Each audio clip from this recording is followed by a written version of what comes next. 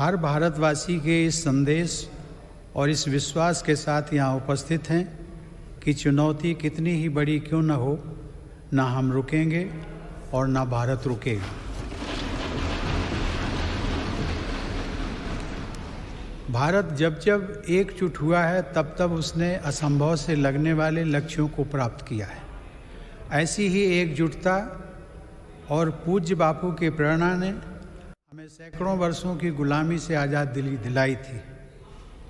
इसी भावना को अभिव्यक्त करते हुए राष्ट्र प्रेम से ओतप्रोत कवि असम केसरी अंबिका गिरी राय चौधरी ने कहा था, ओम तत्सत भारत महात ऐक चेतोनाथ, एक ध्यानोत ऐक साधोनाथ, ऐक आवेगोत ऐक होइसा ऐक होइसा।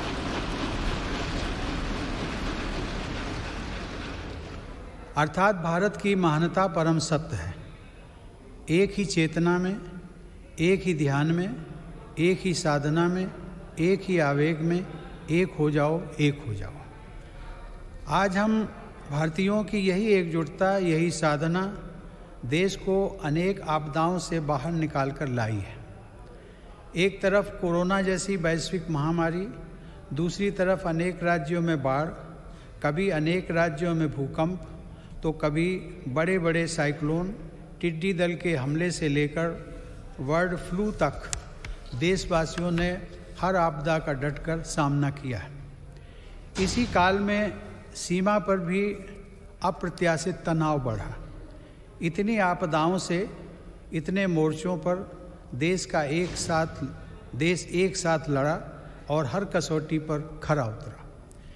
इस दौरान हम सब देशवासियों के अप्रतिम साहस, संयम, अनुशासन और सेवा भाव के भी साक्षी बने हैं। महामारी के खिलाफ इस लड़ाई में हमने अनेक देशवासियों को असमय खोया भी है। हम सभी के प्रिय और पूर्ववर्ती राष्ट्रपति प्रणब मुखर्जी का निधन भी कोरोना काल में हुआ। संसद के 6 सदस्य भी कोरोना की वजह से असमय हमें छोड़कर चले गए। मैं सभी के प्रति अपनी विनम्र श्रद्धांजलि अर्पित करता हूँ। माननीय सदस्यगण, हमारे शास्त्रों में कहा गया है, कृतम में दक्षिणे हस्ते जयो में सव्य आहिता। अर्थात हमारे एक हाथ में कर्तव्य होता है तो दूसरे हाथ में सफलता होती है। कोरोना महामारी के इस समय में जब दुनिया का प्रत्येक व्यक्ति, हर देश इससे प्रभावित हुआ, आज भारत एक नए सामर्थ्य के साथ दुनिया के सामने उभर कर आया है। मुझे संतोष है कि मेरी सरकार के समय पर लिए गए सटीक फैसलों से लाखों देशवासियों का जीवन बचा है। आज देश में कोरोना के नए मरीजों की संख्या भी तेज़ी से घट रही है और जो संक्रमण से ठीक हो चुके हैं उनकी संख्या भी बहुत अधिक है।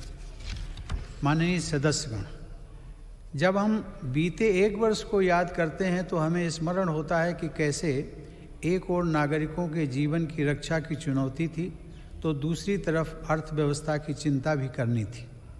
अर्थव्यवस्था को संभालने के लिए रिकॉर्ड आर्थिक पैकेज की घोषणा के साथ ही मेरी सरकार ने इस बात का भी ध्यान रखा कि किसी गरीब को भूखा न रहना पड़े। प्रधानमंत्री गरीब कल्याण योजना के माध्यम से 8 महीनों तक 80 करोड़ लोगों को 5 किलो प्रति माह अतिरिक्त अनाज निःशुल्क सुनिश्चित किया गया। सरकार ने प्रवासी श्रमिकों, कामगारों और अपने घर से दूर रहने वाले लोगों की भी चिंता की। One nation, one ration card की सुविधा देने के साथ ही सरकार ने उन्हें निःशुल्क अनाज मुहैया कराया और उनके लिए श्रमिक स्पेशल ट्रेनें चलवाईं।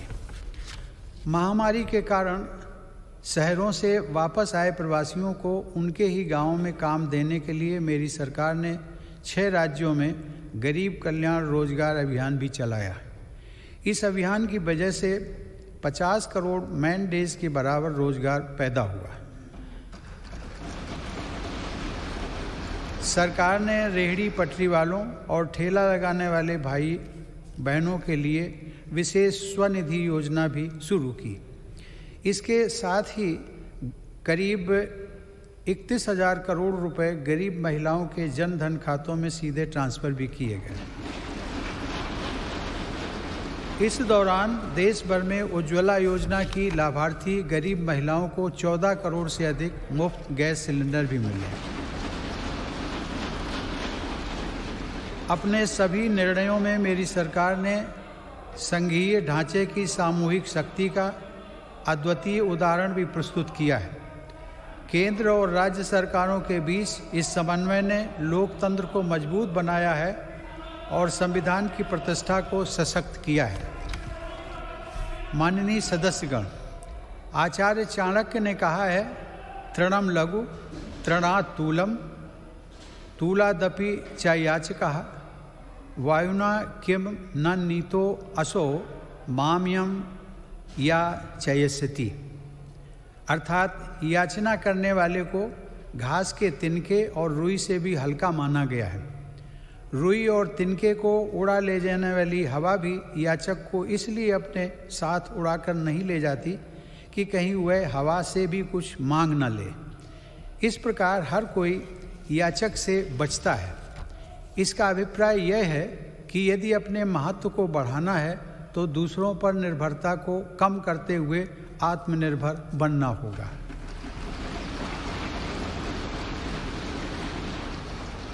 आज़ादी की लड़ाई के समय हमारे स्वतंत्रता सेनानी जिस सशक्त और स्वतंत्र भारत का सपना देख रहे थे, उस सपने को सच करने का आधार भी देश की आत्मनिर्भरता से ही जुड़ा था। कोरोना काल में बनी वैश्विक परिस्थितियों ने, जब हर देश की प्राथमिकता उसकी अपनी ज़रूरतें थी, हमें ये याद दिलाया है कि आत्मनिर्भर भारत का निर्माण क्यों इतना महत्वपूर्ण है। इस दौरान भारत ने बहुत ही कम समय में 2200 से अधिक प्रयोगशालाओं का नेटवर्क बनाकर हजारों वेंटिलेटर्स का निर्माण करके पीपीई किट से लेकर टेस्ट किट बनाने तक में आत्मनिर्भरता हासिल करके अपनी वैज्ञानिक क्षमता, अपनी तकनीकी दक्षता और अपने मजबूत स्टार्टअप इकोसिस्टम का भी परिचय दिया है। हमारे लिए यह और भी गर्व की बात है कि आज भारत दुनिया का सबसे बड़ा टीकाकरण अभियान चला रहा है। इस प्रोग्राम की दोनों वैक्सीन भारत में ही निर्मित हैं। संकट के इस समय में भारत ने मानवता के प्रति अपने दायित्व का निर्वहन करते हुए अनेक देशों को कोरोना वैक्सीन की लाखों खुराक उपलब्ध कराई है। भारत के इस कार्य की विश्व भर में हो रही प्रशंसा हमारी हजारों वर्ष पुरानी संस्कृति सर्वे संतु निरामया की भावना के साथ जग कल्याण की हमारी प्रार्थना हमारे प्रयासों को और ऊर्जा दे रही है। माननीय सदस्यगण, मेरी सरकार द्वारा स्वास्थ्य के क्षेत्र में पिछले 6 वर्षों में जो कार्य किए गए हैं, उनका बहुत बड़ा लाभ हमने इस कोरोना संकट के दौरान देखा है। इन वर्षों में इलाज से जुड़ी व्यवस्थाओं को आधुनिक बनाने के साथ ही बीमारी से बचाव पर भी उतना ही बल दिया गया है। राष्ट्रीय पोषण अभियान, फिट इंडिया अभियान, खेलो इंडिया अभियान, ऐसे अनेक कार्यक्रमों से स्वास्थ्य को लेकर देश में नई सतर्कता आई है।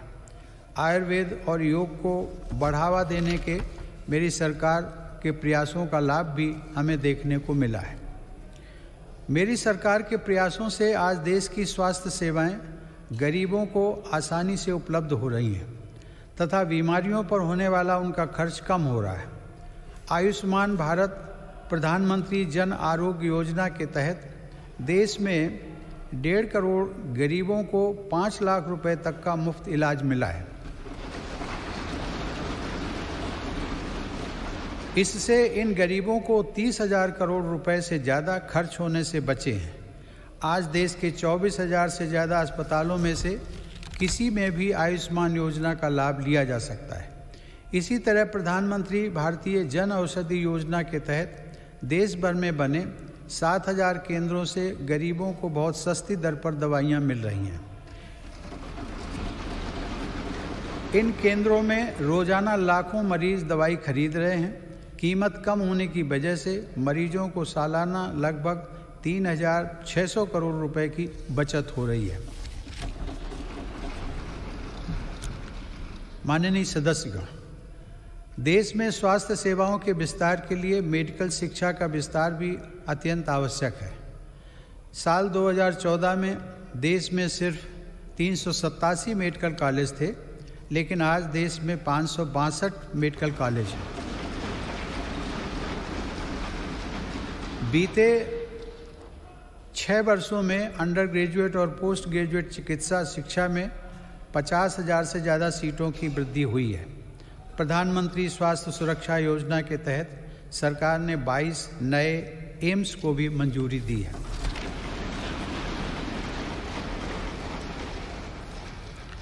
राष्ट्रीय चिकित्सा आयोग के साथ ही 4 स्वायत्त बोर्ड का गठन कर केंद्र सरकार ने चिकित्सा शिक्षा के क्षेत्र में ऐतिहासिक सुधारों की नींव रखी है। इन्हीं सुधारों के क्रम में दशकों पुरानी मेडिकल काउंसिल ऑफ इंडिया के स्थान पर नेशनल मेडिकल कमीशन की स्थापना की गई है। माननीय सदस्यगण, आत्मनिर्भर भारत अभियान केवल भारत में निर्माण तक ही सीमित नहीं है, बल्कि यह भारत के हर नागरिक का जीवन स्तर ऊपर उठाने तथा देश का आत्मविश्वास बढ़ाने का भी अभियान है। आत्मनिर्भर भारत का हमारा लक्ष्य आत्मनिर्भर कृषि से और सशक्त होगा। इसी सोच के साथ सरकार ने बीते 6 वर्षों में बीज से लेकर बाजार तक हर व्यवस्था में सकारात्मक परिवर्तन का प्रयास किया है, ताकि भारतीय कृषि आधुनिक भी बने और कृषि का विस्तार भी हो। इन्हीं प्रयासों के क्रम में मेरी सरकार ने स्वामीनाथन आयोग की सिफारिशों को लागू करते हुए लागत से 1.5 गुना MSP देने का फैसला भी किया है।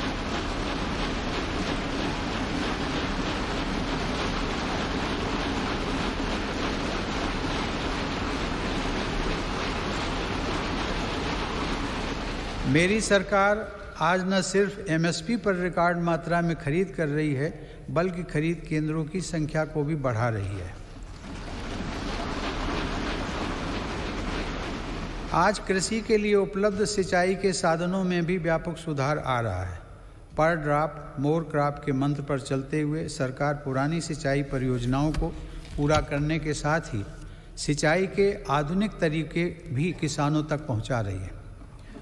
2013-14 में जहां 42 लाख हेक्टेयर ज़मीन में ही माइक्रो इरिगेशन की सुविधा थी, वहीं आज 56 लाख हेक्टेयर से ज़्यादा अतिरिक्त ज़मीन को माइक्रो इरिगेशन से जोड़ा जा चुका है।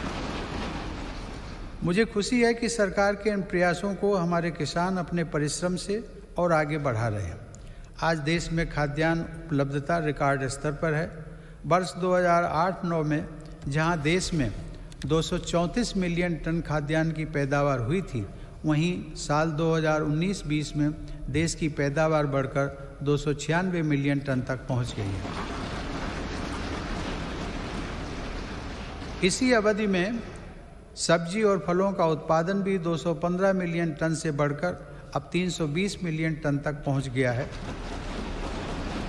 मैं इसके लिए देश के किसानों का अभिनंदन करता हूं।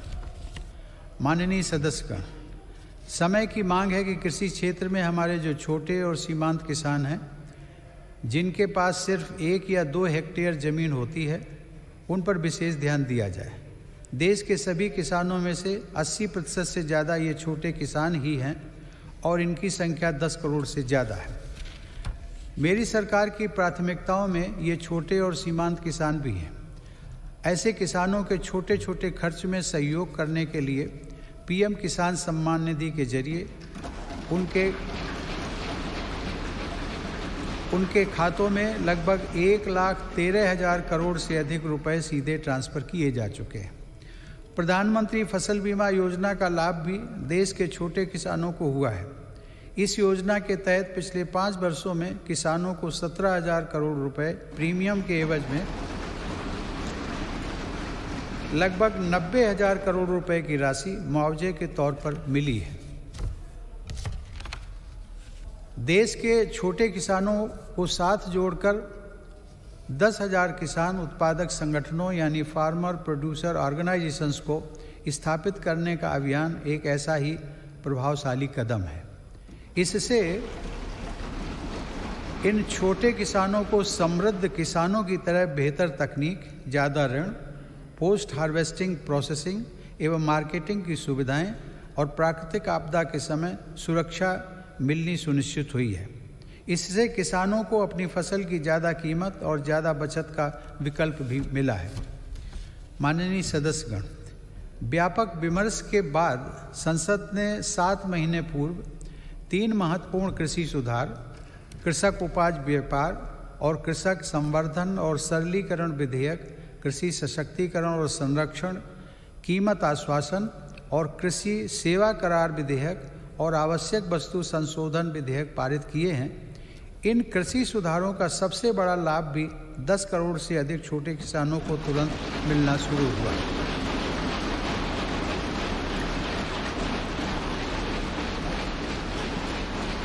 छोटे किसानों को होने वाले इन लाभों को समझते हुए ही अनेक राजनीतिक दलों ने समय समय पर इन सुधारों को अपना भरपूर समर्थन दिया था। देश में अलग अलग फोरम पर देश के हर क्षेत्र में 2 दशकों से जिन सुधारों की चर्चा चल रही थी और जो मांग हो रही थी, वह सदन में चर्चा के दौरान भी परिलक्षित हुई। वर्तमान में इन कानूनों का अमलीकरण देश की सर्वोच्च अदालत ने स्थगित किया हुआ है। मेरी सरकार उच्चतम न्यायालय के निर्णय का पूरा सम्मान करते हुए उसका पालन करेगी। लोकतंत्र और संविधान की मर्यादा को सर्वोपरि रखने वाली मेरी सरकार इन कानूनों के संदर्भ में पैदा किए गए भ्रम को दूर करने का निरंतर प्रयास कर रही है।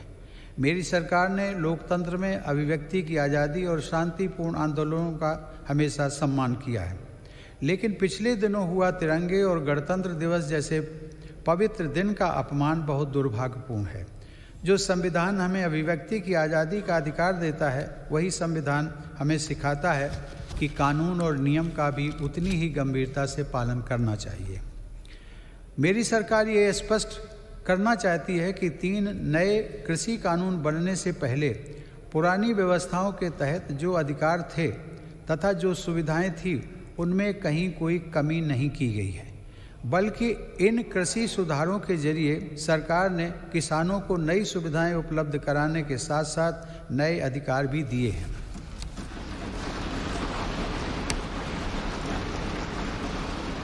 माननीय सदस्यगण, कृषि को और लाभकारी बनाने के लिए मेरी सरकार आधुनिक कृषि इंफ्रास्ट्रक्चर पर भी विशेष ध्यान दे रही है। इसके लिए 1 लाख करोड़ रुपए के एग्रीकल्चर इंफ्रास्ट्रक्चर फंड की शुरुआत की गई है। देश भर में शुरू की गई किसान रेल भारत के किसानों को नया बाजार उपलब्ध कराने में नया अध्याय लिख रही है। यह किसान रेल एक तरह से चलता फिरता कोल्ड स्टोरेज है। अब तक 100 से ज़्यादा किसान रेलें चलाई जा चुकी हैं, जिनके माध्यम से 38,000 टन से ज़्यादा अनाज और फल सब्जियां एक क्षेत्र से दूसरे क्षेत्र तक किसानों द्वारा भेजी गई हैं। माननीय सदस्यगण, किसानों की आय बढ़ाने के लिए मेरी सरकार ने पशुधन को आय के स्रोत के रूप में स्थापित करने पर भी विशेष जोर दिया है। इसी का परिणाम है कि देश का पशुधन पिछले 5 वर्षों में सालाना 8.2% की दर से बढ़ रहा है। सरकार ने डेयरी क्षेत्र में बुनियादी ढांचे की स्थापना और निवेश को प्रोत्साहित करने के लिए 15,000 करोड़ रुपए के पशुपालन अवसंरचना विकास कोष की स्थापना भी की है। मेरी सरकार ने पशुपालन और मत्स्य पालन को भी कृषि क्षेत्र की तरह ही किसान क्रेडिट कार्ड की सुविधा दी है। देश में प्रधानमंत्री मत्स्य संपदा योजना के माध्यम से मछुआरों की आय को बढ़ाने के लिए भी काम हो रहा है। इस क्षेत्र में अगले 5 सालों में लगभग 20,000 करोड़ रुपए का निवेश करने की योजना है। किसानों की आमदनी बढ़ाने के लिए मेरी सरकार अन्नदाता को ऊर्जादाता बनाने का भी अभियान चला रही है। प्रधानमंत्री कुसुम योजना के तहत किसानों को 20 लाख सोलर पंप दिए जा रहे हैं। सरकार द्वारा गन्ने के सीरे, मक्का, धान इत्यादि से एथनॉल के उत्पादन को भी बढ़ावा दिया जा रहा है। पिछले 6 वर्षों में सरकार की सकारात्मक नीतियों के कारण एथनॉल का उत्पादन 38 करोड़ लीटर से बढ़कर 190 करोड़ लीटर हुआ है। यह उत्पादन इस वर्ष बढ़कर 320 करोड़ लीटर तक हो जाएगा, ऐसी उम्मीद है। एथेनॉल देश के किसानों की आय बढ़ाने का एक बड़ा जरिया बनकर उभर रहा है। माननीय सदस्यगण, पूज्य बापू आत्मनिर्भर आदर्श गांवों के निर्माण की इच्छा रखते थे। इसी विचार को लेकर चल रही मेरी सरकार आज गांव के बहुआयामी विकास के लिए लगातार काम कर रही है। गांव के लोगों का जीवन स्तर सुधरे, यह मेरी सरकार की प्राथमिकता है। इसका उत्तम उदाहरण 2014 से गरीब ग्रामीण परिवारों के लिए बनाए गए 2 करोड़ घर हैं।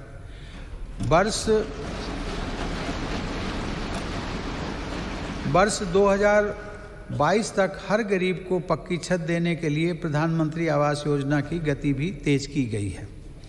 मेरी सरकार द्वारा शुरू की गई स्वामित्व योजना से अब ग्रामीणों को उनकी संपत्ति पर कानूनी हक मिल रहा है।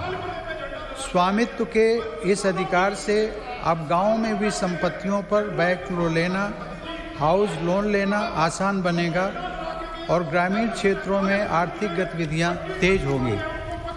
इस योजना का भी विशेष लाभ गांव के छोटे उद्यमियों और कुटीर उद्योगों से जुड़े लोगों तथा छोटे किसानों को होगा। माननीय सदस्यगण, बाबा साहेब आम्बेडकर संविधान के मुख्य शिल्पी होने के साथ साथ हमारे देश में वाटर पॉलिसी को दिशा दिखाने वाले भी थे। 8 नवंबर 1945 को कटक में एक कॉन्फ्रेंस के दौरान उन्होंने कहा था, water is wealth, water being the wealth of the people and its distribution being uncertain, the correct approach is not to complain against nature but to conserve water. Baba Saheb की प्रेरणा को साथ लेकर मेरी सरकार जल जीवन मिशन की महत्वाकांक्षी योजना पर काम कर रही है। इसके तहत हर घर जल पहुंचाने के साथ ही जल संरक्षण पर भी तेज गति से काम किया जा रहा है। मुझे यह बताते हुए हर्ष है कि इस अभियान के तहत अब तक 3 करोड़ परिवारों को पाइप वाटर सप्लाई से जोड़ा जा चुका है। इस अभियान में अनुसूचित जातियों व जनजातियों के भाई बहनों तथा वंचित वर्गों के अन्य लोगों को प्राथमिकता के आधार पर पानी का कनेक्शन दिया जा रहा है। माननीय सदस्यगण, हमारे गाँव को 21वीं सदी की ज़रूरतों और इंफ्रास्ट्रक्चर से जोड़ने के लिए मेरी सरकार ने ग्रामीण सड़क नेटवर्क के विस्तार में भी सराहनीय काम किया है। प्रधानमंत्री ग्राम सड़क योजना के अंतर्गत देश के ग्रामीण क्षेत्रों में 6,42,000 किलोमीटर सड़क का निर्माण पूरा कर लिया गया। इस योजना के तीसरे चरण में ग्रामीण क्षेत्रों में बसावटों के साथ साथ स्कूलों, बाजारों और अस्पतालों आदि से जोड़ने वाले 1,25,000 किलोमीटर रास्तों को भी अपग्रेड किया जाएगा। गांव में सड़कों के साथ ही इंटरनेट की कनेक्टिविटी भी उतनी ही अहम है।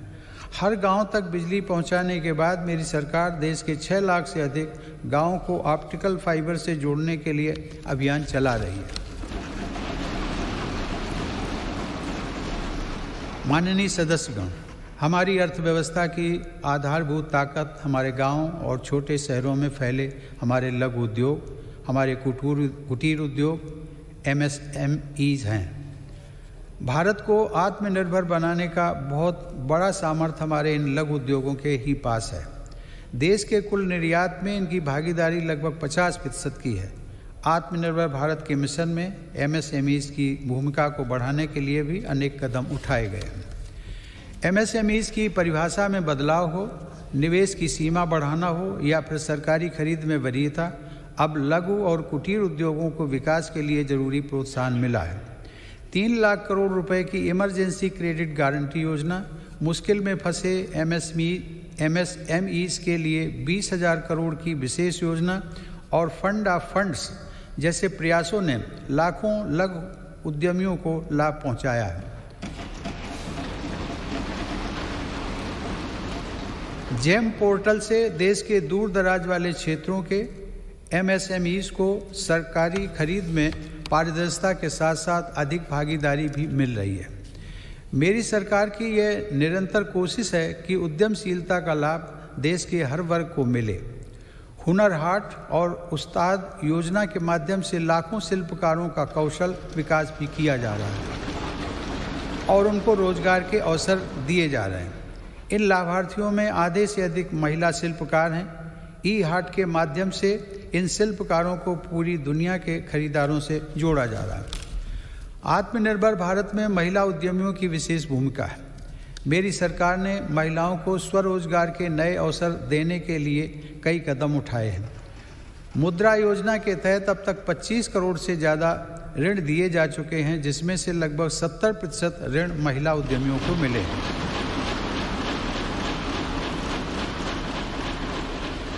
दीनदयाल अंत्योदय योजना राष्ट्रीय ग्रामीण आजीविका मिशन के अंतर्गत देश में आज 7 करोड़ से अधिक महिला उद्यमी करीब 66 लाख स्वयं सहायता समूहों से जुड़ी हुई हैं।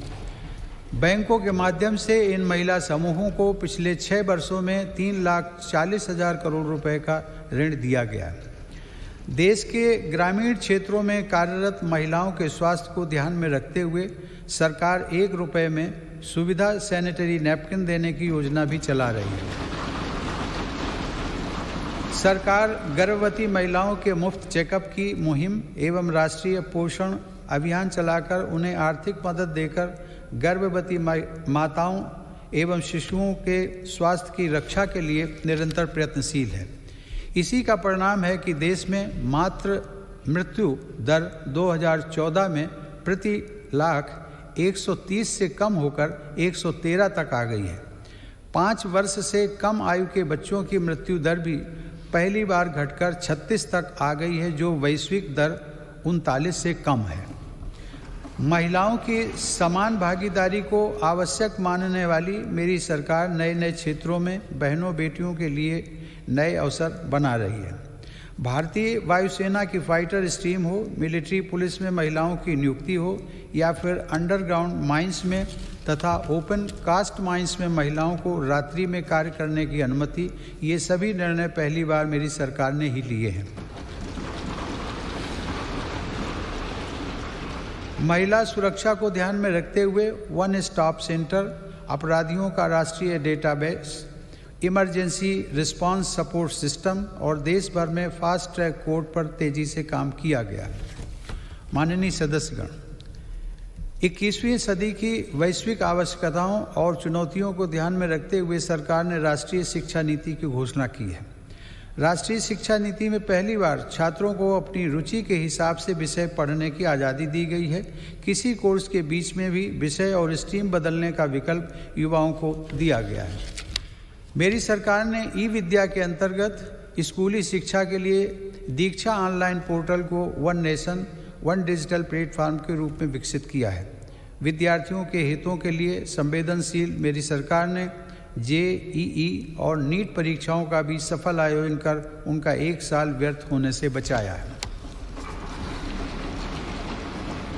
माननीय सदस्यगण, मेरी सरकार का मानना है कि सबसे ज़्यादा वंचित वर्गों की सामाजिक और आर्थिक विकास की यात्रा गुणवत्ता युक्त शिक्षा से आरंभ होती है।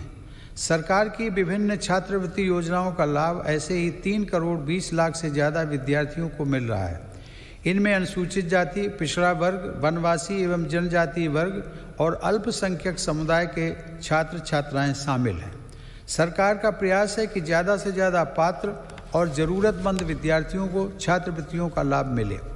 इसके साथ ही अनुसूचित जाति के विद्यार्थियों को दी जाने वाली पोस्ट मैट्रिक छात्रवृत्ति में केंद्र सरकार के हिस्से को भी बढ़ाया जा रहा है। इसी प्रकार जनजातीय युवाओं की शिक्षा के लिए हर आदिवासी बहुल ब्लॉक तक एकलव्य आवासीय मॉडल स्कूल के विस्तार का काम भी किया जा रहा है। अब तक इस प्रकार के 550 से ज़्यादा स्कूल स्वीकृत किए जा चुके हैं। शिक्षा के साथ साथ नौकरी की प्राथमिकताएं आसान करने और व्यवस्थित करने पर भी मेरी सरकार का जोर है। ग्रुप सी और ग्रुप डी में इंटरव्यू समाप्त करने से युवाओं को बहुत लाभ हुआ है।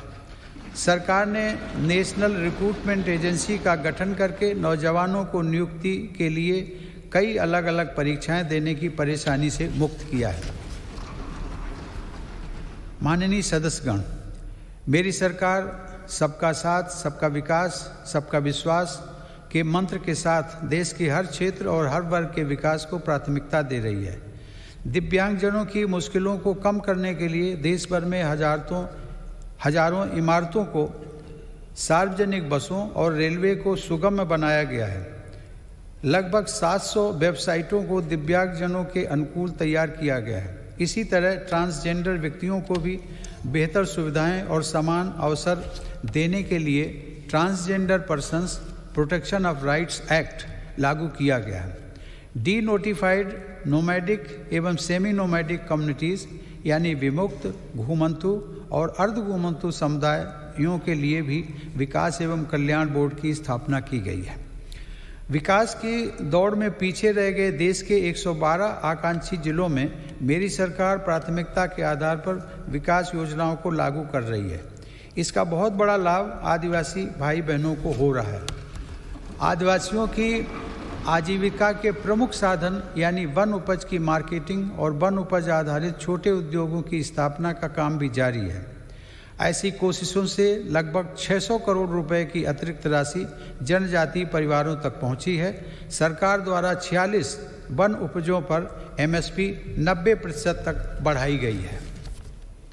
माननीय सदस्यगण, आधुनिक टेक्नोलॉजी का भारत में विकास और हर भारतीय की आधुनिक टेक्नोलॉजी तक आसान पहुंच आत्मनिर्भर बनते भारत की अहम पहचान है। 2 गज की दूरी की अनिवार्यता के बीच देश की संस्थाओं और नागरिकों ने डिजिटल इंडिया की ताकत से देश की रफ्तार को थमने नहीं दिया। पिछले वर्ष दिसंबर में UPI से 4 लाख करोड़ रुपए से भी अधिक का डिजिटल पेमेंट हुआ है। आज देश के 200 से ज़्यादा बैंक UPI व्यवस्था से जुड़े हैं। इसी तरह डिजी लॉकर का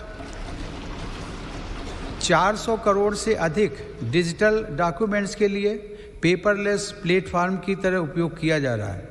उमंग ऐप पर भी देश के करोड़ों नागरिक 2000 से ज़्यादा सेवाओं का लाभ ले रहे हैं। देश में 3.5 लाख से अधिक कॉमन सर्विस सेंटर ग्रामीण क्षेत्रों में लोगों को सरकारी सेवाओं से जोड़ रहे हैं। इसी क्रम में इंडियन स्टैंप एक्ट में संशोधन करके अब देश में ई-स्टैंप की व्यवस्था भी लागू कर दी गई है। जनधन खातों, आधार और मोबाइल की त्रिशक्ति ने लोगों को उनका अधिकार सुनिश्चित किया है। इस जैम त्रिशक्ति की वजह से 1,80,000 करोड़ रुपए गलत हाथों में जाने से बच रहे हैं।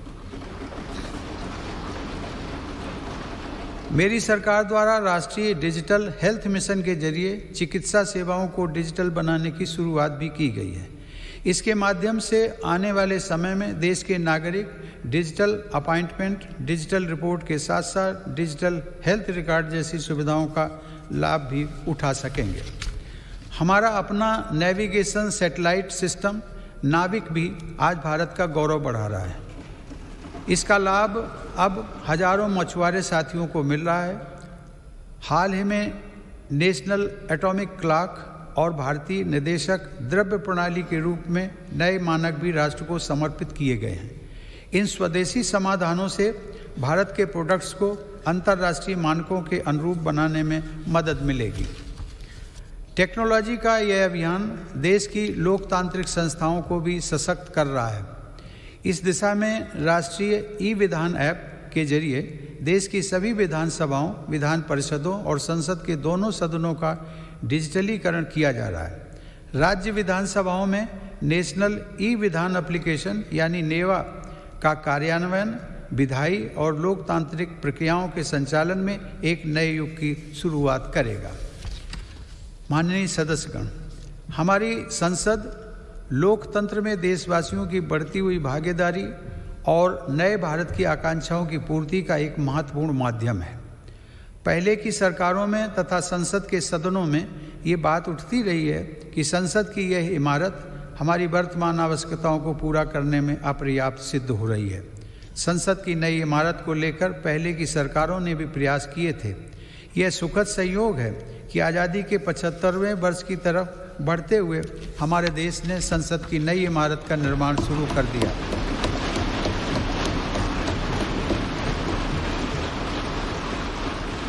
नए संसद भवन के बनने से अपने संसदीय दायित्वों को निभाने में हर सदस्य को अधिक सुविधा मिलेगी।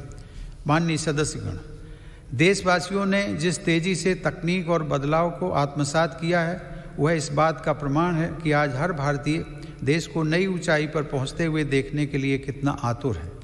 देशवासियों की आकांक्षाओं को ध्यान में रखते हुए मेरी सरकार तेजी से निर्णय ले रही है और अर्थव्यवस्था से जुड़े हर सेक्टर में ऐसे सुधार कर रही है जिनकी प्रतीक्षा वर्षों से थी। फेसलेस टैक्स असेसमेंट और अपील की सुविधा देने के साथ ही मेरी सरकार ने देश में उद्यमशीलता को प्रोत्साहित करने के लिए कंपनी अधिनियम के अनेक प्रावधानों को गैर आपराधिक बना दिया है। उद्योगों को जरूरी सुविधाएं मिल सकें, इसके लिए औद्योगिक क्षेत्रों का GIS तकनीक पर आधारित डेटाबेस तैयार किया जा रहा है। इस डेटाबेस में देश भर की लगभग 5 लाख हेक्टेयर औद्योगिक भूमि से जुड़ी जानकारी उपलब्ध है। मुझे खुशी है संसद के दोनों सदनों ने श्रमेव जयते की भावना पर चलते हुए श्रमिकों के जीवन में बदलाव लाने वाला निर्णय लिया है। 29 केंद्रीय श्रम कानूनों को कम करके 4 लेबर कोड बनाए गए। इन श्रम सुधारों में राज्यों ने भी अगुवाई की है। इन सुधारों से श्रम कल्याण का दायरा बढ़ेगा, श्रमिकों को निश्चित समय पर मजदूरी मिल पाएगी और रोजगार के ज़्यादा अवसर तैयार होंगे। नए लेबर कोड हमारी महिला श्रमिकों की अधिक और सम्मानजनक भागीदारी भी सुनिश्चित करते हैं।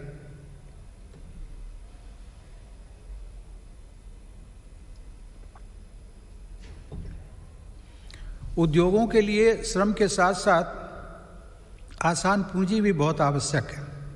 इसके लिए देश के बैंकिंग सिस्टम को सशक्त किया जा रहा है। देश में बड़े और शक्तिशाली बैंकों के निर्माण के लिए छोटे बैंकों का आपस में विलय भी इसी दिशा में उठाया गया कदम है।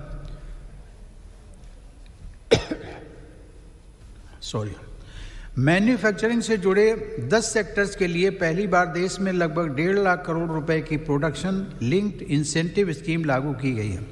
इसका लाभ इलेक्ट्रॉनिक्स सहित अनेक दूसरे सामान की मैन्युफैक्चरिंग में दिखने भी लगा है। देश और विदेश की अनेक बड़ी कंपनियों ने भारत में इन योजनाओं के तहत काम शुरू कर दिया है। मेरी सरकार भारत में बने सामान के उपयोग के लिए जन भागीदारी को प्रोत्साहित कर रही है। आज वोकल फॉर लोकल देश में जन आंदोलन का रूप ले चुका है।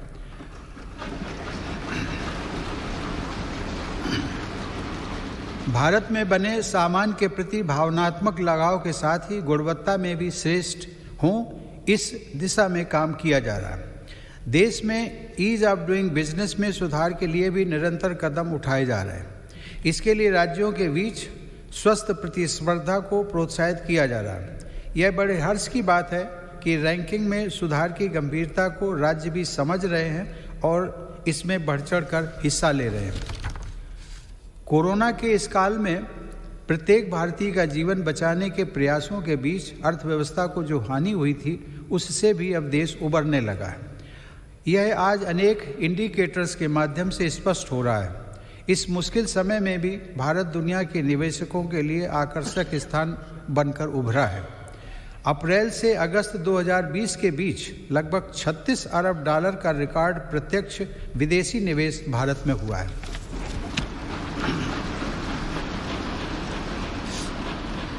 माननीय सदस्यगण, मेरी सरकार मानती है कि देश में आधुनिक इंफ्रास्ट्रक्चर का निर्माण नए और आत्मनिर्भर भारत के लिए मजबूत नींव का काम करेगा।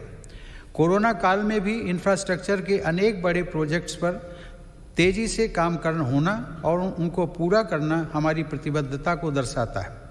चेन्नई से पोर्ट ब्लेयर तक सबमरीन ऑप्टिकल फाइबर केबल हो, अटल टनल हो या फिर 4 धाम सड़क परियोजना, हमारा देश विकास के कार्यों को आगे बढ़ाता रहा। कुछ दिन पहले ही पूर्वी और पश्चिमी डेडिकेटेड फ्रेट कॉरिडोर के सेक्शंस देश को समर्पित किए गए। ये फ्रेट कॉरिडोर पूर्वी भारत में औद्योगिकरण को प्रोत्साहन देने के साथ ही रेल यात्रा में होने वाली अनावश्यक देरी को भी कम करेंगे। देश के इंफ्रास्ट्रक्चर को आधुनिक रूप देने के लिए मेरी सरकार 110 लाख करोड़ रुपए से अधिक की नेशनल इंफ्रास्ट्रक्चर पाइपलाइन पर भी काम कर रही है। साथ ही भारतमाला परियोजना के पहले चरण में 6 नए एक्सप्रेसवे और 18 नए एक्सेस कंट्रोल्ड कॉरिडोर्स का निर्माण चल रहा है। गुजरात के हजीरा और घोघा के बीच शुरू की गई रो पैक्स फेरी सेवा हो या फिर केवड़िया और साबरमती रिवर फ्रंट के बीच सी प्लेन सेवा, ये भारत में वाटर ट्रांसपोर्ट को नया आयाम दे रहे हैं। दुनिया की सबसे ऊंची सरदार पटेल की प्रतिमा का गौरव अपने साथ रखने वाले केवड़िया से अब देश के अनेक शहरों से सीधे ट्रेनें भी चलने लगी हैं। माननीय सदस्यगण, देश को गैस बेस्ड इकॉनमी बनाने के लिए गैस कनेक्टिविटी पर भी तेज गति से काम किया जा रहा है। कुछ दिनों पहले ही कोच्चि मैंगलोर गैस पाइपलाइन का लोकार्पण किया गया है। डोभी दुर्गापुर गैस पाइपलाइन का निर्माण ऊर्जा गंगा का प्रवाह बढ़ा रहा है। यह पाइपलाइन पश्चिम बंगाल तक जाएगी और पूर्वी भारत के विभिन्न उद्योगों, विशेषकर खाद कारखानों को गैस उपलब्ध कराएगी। इसी तरह तमिलनाडु के खाद कारखाने और अन्य औद्योगिक इकाइयों को गैस पाइपलाइन से जोड़ने के लिए तूतीकोरन रामनाथपुरम गैस पाइपलाइन पर तीव्र गति से कार्य चल रहा है। माननीय सदस्यगण, मेरी सरकार देश में शहरीकरण के विकास को एक अवसर के रूप में देखती है। इसलिए शहरी इंफ्रास्ट्रक्चर का व्यापक निवेश किया जा रहा है। शहरों में गरीबों के लिए स्वीकृत 1 करोड़ से अधिक घरों में से करीब 40 लाख का निर्माण पूरा हो चुका है। कुछ दिन पहले देश के 6 शहरों में आधुनिक टेक्नोलॉजी आधारित घर बनाने का काम भी शुरू किया गया है। शहरों में काम करने वाले श्रमिकों को बेहतर आवास मिल सके, इसके लिए उचित किराए वाली योजना भी शुरू की गई है। शहरों में कनेक्टिविटी से जुड़ा इंफ्रास्ट्रक्चर भी सरकार की प्राथमिकता है।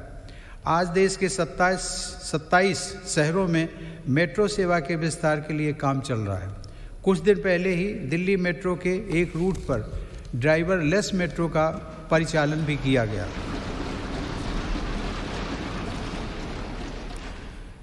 शहरों में रीजनल रैपिड ट्रांजिट सिस्टम्स के निर्माण से भी पब्लिक ट्रांसपोर्ट को बेहतर बनाया जा रहा है। कॉमन मोबिलिटी कार्ड के देश भर में हो रहे विस्तार से देश के शहरों में यात्रा और आसान होगी। माननीय सदस्यगण, मेरी सरकार पूर्वी भारत के संपूर्ण और संतुलित विकास के लिए पूरी तरह से प्रतिबद्ध है। पूर्वोत्तर की भौगोलिक, सांस्कृतिक, भाषाई विशेषताओं और सामाजिक पहचान को सुरक्षित रखते हुए तेज विकास की नीति पर काम किया जा रहा है। ब्रह्मपुत्र नदी असम सहित उत्तर पूर्वी राज्यों की जीवन धारा है। इसी जीवन धारा को आर्थिक गतिविधियों का आधार बनाकर विभिन्न राष्ट्रीय जलमार्गों के आरंभ के लिए काम हो रहा है। इसका लाभ पूर्वोत्तर के किसानों, युवाओं और उद्यमियों को सभी को मिलेगा। अर्थ ब्रह्मपुत्र प्रोग्राम से इंटीग्रेटेड नेशनल वाटरवेज का विकास कर ब्रह्मपुत्र और बराक नदी को विकास की धारा बनाने का प्रयास जारी है। मेरी सरकार ने पूर्वोत्तर में स्थायी शांति के लिए संवेदनशीलता और सहभागिता की जिस नीति के साथ काम किया, उसका लाभ आज साफ दिख रहा है। आज पूर्वोत्तर में उग्रवाद समाप्ति की ओर है और हिंसा की घटनाओं में बड़ी कमी आई है। हिंसा के रास्ते पर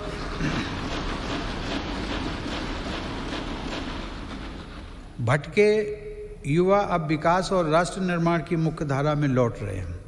ब्रू शरणार्थियों के पुनर्वास को शांति और सौहार्द के साथ पूरा किया जा रहा है। इसी प्रकार ऐतिहासिक बोडो शांति समझौता भी हुआ है, जिसे सफलतापूर्वक लागू किया गया। समझौता होने के बाद इस बार बोडो टेरिटोरियल काउंसिल के चुनाव भी सफलता के साथ पूरे हुए हैं। माननीय सदस्यगण, मेरी सरकार देश की एकता और अखंडता को चुनौती देने वाली ताकतों से निपटने के लिए हर स्तर पर प्रयासरत है।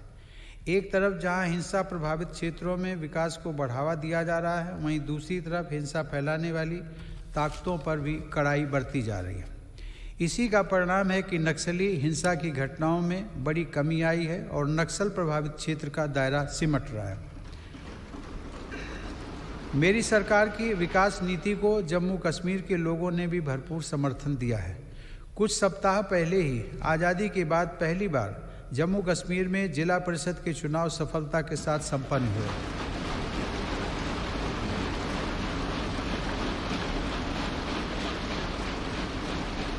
बड़ी संख्या में मतदाताओं की भागीदारी ने दर्शाया है कि जम्मू कश्मीर नए लोकतांत्रिक भविष्य की तरफ तेजी से आगे बढ़ चला है। प्रदेश के लोगों को नए अधिकार मिलने से उनका सशक्तिकरण हुआ है। आयुष्मान भारत सेहत योजना लागू होने के बाद जम्मू कश्मीर के हर परिवार को 5 लाख रुपए तक के मुफ्त इलाज का लाभ मिलना तय हुआ है।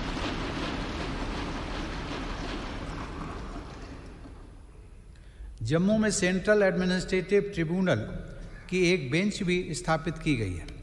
केंद्र शासित प्रदेश बनने के बाद कुछ महीने पहले लद्दाख स्वायत्त पर्वतीय विकास परिषद के चुनाव की प्रक्रिया भी सफलतापूर्वक संपन्न हुई है। अब लद्दाख के लोग स्वयं अपने प्रदेश के विकास से जुड़े निर्णय और तेजी से ले रहे हैं। माननीय सदस्यगण, इस कोरोना काल में हम जब देश के भीतर आपदाओं से निपट रहे थे, तब हमारी सीमा पर भी देश के सामर्थ्य को चुनौती देने के प्रयास किए गए। LAC पर द्विपक्षीय संबंधों और समझौताओं को दरकिनार करते हुए शांति भंग करने की कोशिश की गई, लेकिन हमारे सुरक्षा बलों ने न केवल पूरी सजगता, शक्ति और हौसले के साथ इन षड्यंत्रों का मुंह तोड़ जवाब दिया, बल्कि सीमा पर यथास्थिति बदलने के सभी प्रयासों को भी नाकाम किया।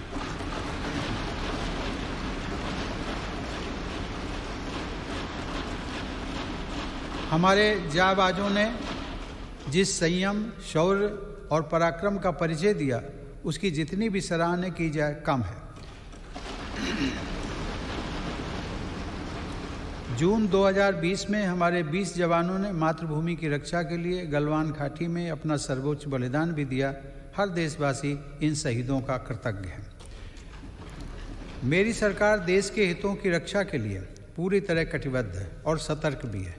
LAC पर भारत की संप्रभुता की रक्षा के लिए अतिरिक्त सैन्य बलों की तैनाती भी की गई है।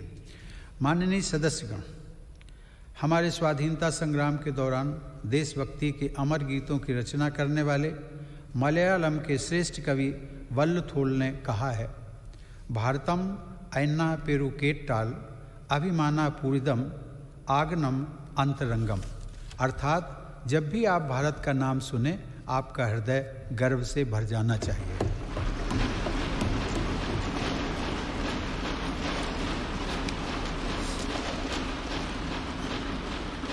मेरी सरकार भविष्य के भारत की व्यापक भूमिका को देखते हुए अपनी सैन्य तैयारियों को सशक्त करने में जुटी है। आज अनेक आधुनिक साजो सामान भारत की सैन्य क्षमता का हिस्सा बन रहे हैं। रक्षा क्षेत्र में आत्मनिर्भरता पर भी सरकार का जोर है। कुछ दिन पहले ही सरकार ने HAL को 83 स्वदेशी लड़ाकू विमान तेजस के निर्माण का ऑर्डर दिया है। इस पर 48,000 करोड़ रुपए खर्च होंगे। सरकार द्वारा मेक इन इंडिया को बढ़ावा देने के लिए रक्षा से जुड़े 100 से अधिक सामानों के आयात पर रोक लगा दी गई है। इसी तरह supersonic torpedo, quick reaction missile, tank और स्वदेशी राइफलों सहित अनेक अत्याधुनिक हथियार देश में ही बन रहे हैं। आज भारत रक्षा सामान के निर्यात के क्षेत्र में भी तेजी से अपनी हिस्सेदारी बढ़ा रहा है। माननीय सदस्यगण, Indian national space promotion and authorisation centre अर्थात इन स्पेस का गठन स्पेस सेक्टर में बड़े सुधारों को गति देगा। आज हमें गर्व है कि इसरो के वैज्ञानिक चंद्रयान 3, गगनयान और स्मॉल सैटेलाइट लॉन्च व्हीकल जैसे महत्वपूर्ण अभियानों पर काम कर रहे हैं। परमाणु ऊर्जा में भी देश तेजी से आत्मनिर्भरता की तरफ बढ़ रहा है। कुछ महीने पहले काकरापार में देश के पहले स्वदेशी प्रेशराइज्ड हैवी वाटर रिएक्टर का सफल परीक्षण किया गया।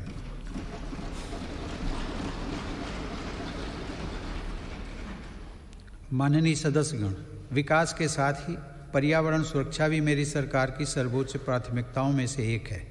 इसी संकल्प को लेकर भारत GDP की इमिशंस इंटेंसिटी को वर्ष 2005 की तुलना में 2030 तक 33 से 35% तक कम करने के लक्ष्य पर काम कर रहा है।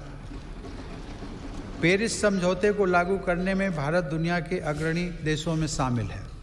हाल ही में कच्छ के रेगिस्तान में दुनिया का सबसे बड़ा हाइब्रिड रिन्यूएबल एनर्जी पार्क बनाने का काम शुरू हुआ है। पिछले 6 वर्षों में भारत की नवीकरणीय ऊर्जा क्षमता में 2.5 गुना वृद्धि हुई है, जबकि सौर ऊर्जा क्षमता 13 गुना बढ़ी है। आज देश में कुल ऊर्जा उत्पादन क्षमता का लगभग 1/4 हिस्सा नवीकरणीय स्रोतों पर आधारित है। माननीय सदस्यगण, भारत अपनी वैश्विक जिम्मेदारियों को इस कोरोना काल में भी जिस गंभीरता से निभा रहा है, उसे आज दुनिया देख रही है। वसुधैव कुटुंबकम की भावना को चरितार्थ करते हुए भारत ने देश की घरेलू जरूरतों को पूरा करने के साथ ही 150 से अधिक देशों को जरूरी दवाइयों की आपूर्ति की। भारत वैश्विक स्तर पर वैक्सीन की उपलब्धता को सुनिश्चित करवाने के लिए प्रतिबद्ध है।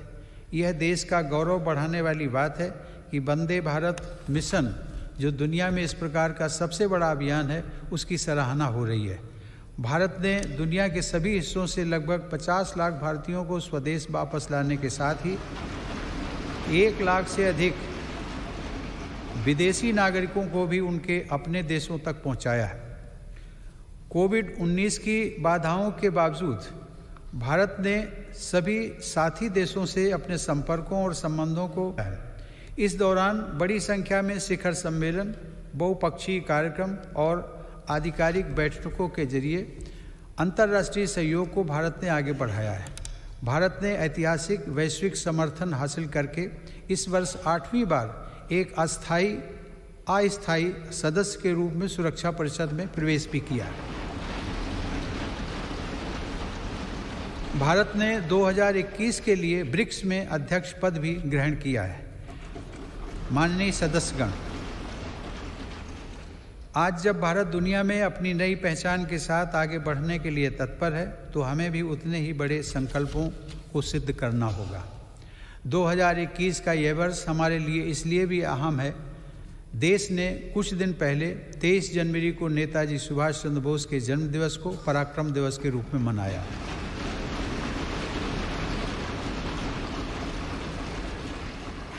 यह वर्ष नेताजी की 125वीं जन्म जयंती का वर्ष भी है। नेताजी की जयंती को बड़े पैमाने पर मनाने के लिए मेरी सरकार ने एक उच्च स्तरीय समिति का गठन किया है। हम सबके पूज्य गुरु तेग बहादुर का 400वां प्रकाश पर्व भी हम पूरी श्रद्धा के साथ मनाएंगे। इन समारोहों के साथ ही देश की स्वतंत्रता के 75वें वर्ष के उपलक्ष्य में अमृत महोत्सव का शुभारंभ भी इसी वर्ष हो जाएगा। माननीय सदस्यगण, विगत वर्ष में सामूहिकता की जिस शक्ति का हमने साक्षात्कार किया है, उसी शक्ति से हमें नए लक्ष्यों को प्राप्त करना है। पिछले कुछ वर्षों में देश ने अनेक ऐसे काम कर दिखाए हैं जिनको कभी बहुत कठिन माना जाता था। आर्टिकल 370 के प्रावधानों के हटने के बाद जम्मू कश्मीर के लोगों को नए अधिकार मिले हैं।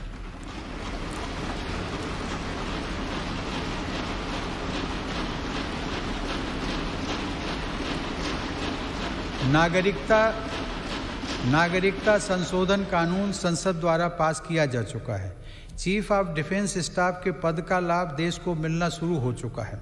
सशस्त्र सेनाओं में महिलाओं की भागीदारी बढ़ रही है। उच्चतम न्यायालय के फैसले के उपरांत भव्य राम मंदिर का निर्माण शुरू हो चुका है।